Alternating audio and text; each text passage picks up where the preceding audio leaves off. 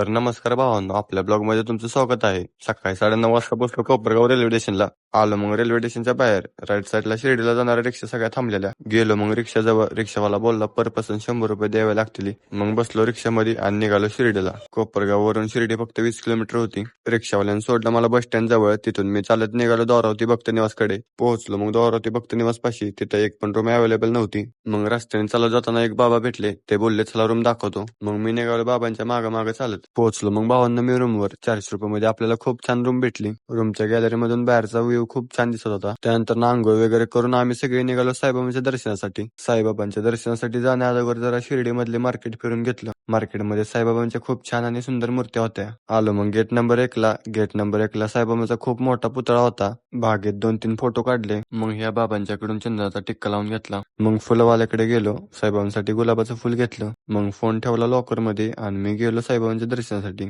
तर भावांनो, फायनली आता साईबाबांचं दर्शन झाले. आता मी निघाले साईप्रसादला इकडे जेवायसाठी. आपला ब्लॉग आवडला असेल तर लाईक आणि शेअर आणि फॉलो करायला विसरू नका. तर भावांनो, राहिला व्हिडिओ पार्ट 3 मध्ये.